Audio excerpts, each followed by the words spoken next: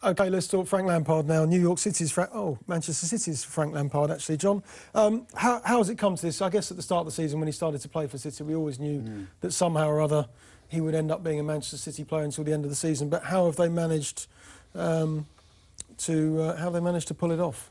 Well, I mean, very odd sort of details about the contract, which I think even people at City are a bit vague about in terms of, was it actually a loan to City or had he... Is it just really, he signed for Manchester City effectively? City are vague about this. City are quite vague about it. And it's certainly a unique arrangement, let's say, between the clubs. I think it's obviously there's been understandable anger in America because fans are very excited about seeing Frank Lampard play for them, and it does rather look like City have been able to acquire a very, very good player. Maybe sold it to Chelsea and to the world in a different way. But, fair play. At the end of the day, we're getting to see Frank Lampard, and it's a pleasure watching him this season. It's incredible. We've been talking about Steven Gerrard and players declining in their 30s. Well, Frank seems to be getting slightly better even than he has been in the last couple of seasons. I think it's because they've really just focused his game into what he's still very, very good at, which is scoring goals. He's almost playing as a striker now, and watching him makes you think, what would he have actually done as a striker or second striker if he'd played there his whole career? I mean, what happens if he has a great finish to the season and then, City want him to carry on because he isn't showing any signs in this role. Sounds like another loan deal. Of age well. I wonder if that move might never happen. Yeah, I wonder that too because he'll. John, did you think he would go to New York City at the start of the season? Yeah. When he was at Manchester City, yeah. when this loan, that you thought he would? I did simply because I didn't think this would be an issue. I didn't think Frank Lampard being... But you knew once he started scoring goals, Premier League in front of him, Champions League, FA Cup, OK, they're out the Capital One Cup, but once all that was in front of him in the second half of the season, he was never going, was it? Of course not, but I didn't think he'd be so good that the case for Manchester City would be so compelling to keep him. But he's emerged as such a very important player, which is a great credit to him. But I always thought, when he signed for New York City, I always thought he might play for Manchester City, put it that way. I did buy the sort of idea of it being for Christmas, and at first I guess I did. Maybe they set out with those intentions, maybe they did. I tell you what, I know we don't want to go back to Gerrard particularly, but it does ask more questions, again, what we were saying earlier about the fact that Gerrard's going too soon. Because you look at as Johnny's just saying, that, when a club wants to, it can get something out of these players, players as good as Lampard and Gerrard.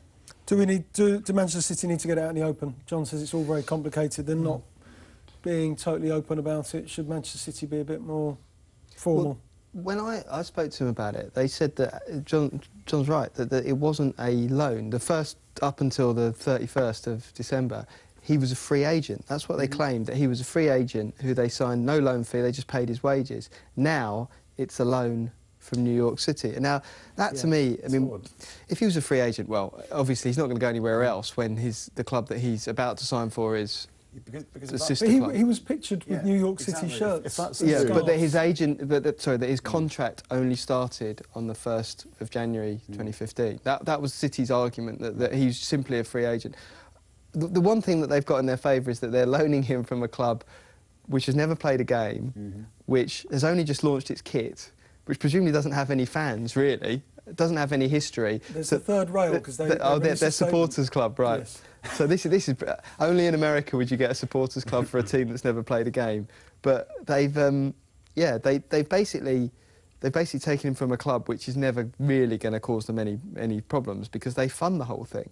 And I think it asks wider questions of why start the New York City franchise? Lots of British clubs have looked at MLS franchises, and there's a few interesting arguments. One, that it's another kind of extension of the great the Abu Dhabi PR campaign, and it's a kind of gentle way of approaching America where people might be more resistant to them buying, major public kind of institutions, like as they have done, as the Abu Dhabis obviously have done over here.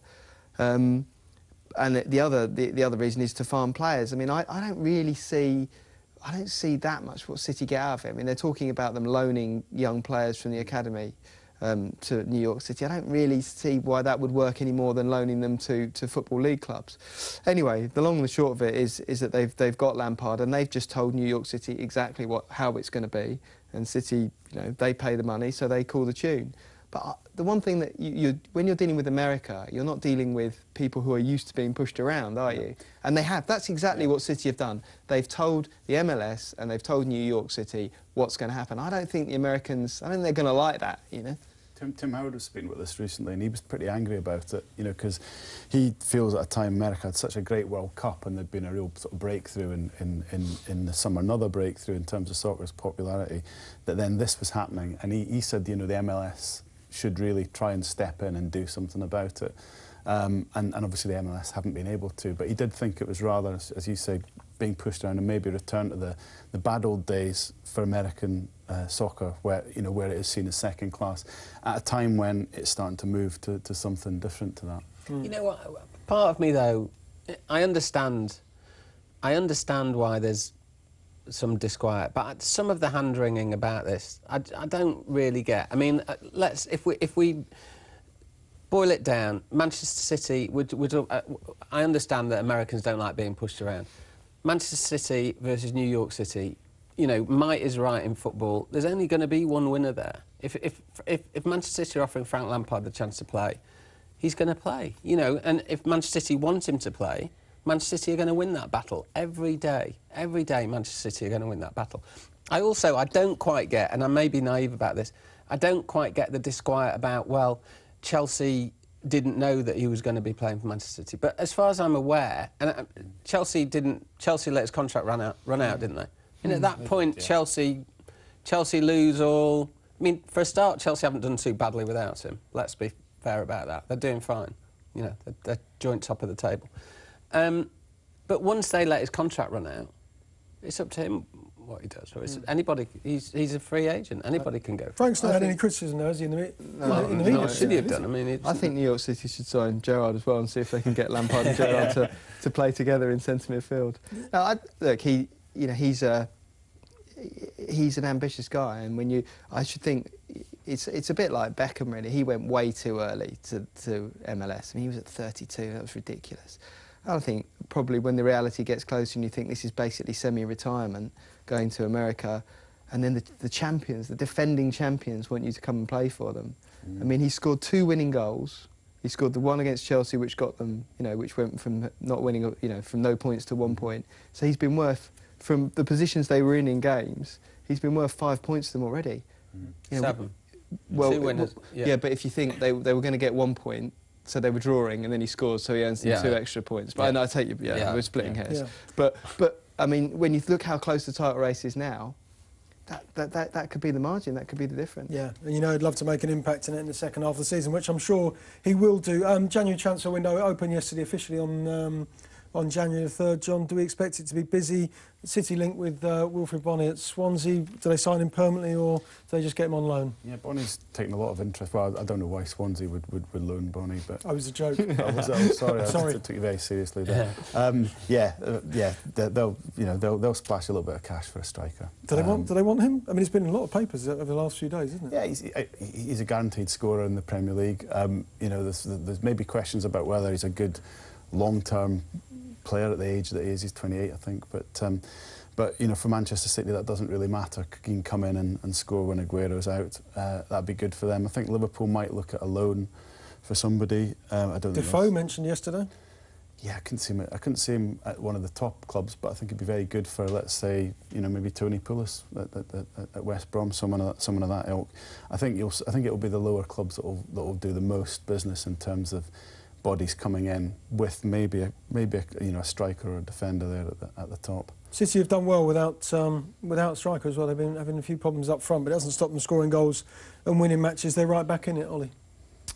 Yes, they are, absolutely. I mean, they've been a little bit. They've dropped a couple of points. You know, they dropped points against Burnley, but certainly in terms of scoring goals, I mean, I saw them at West Brom on Boxing Day, and they were magnificent to watch. I mean, they were fantastic, and I mean, they've just got.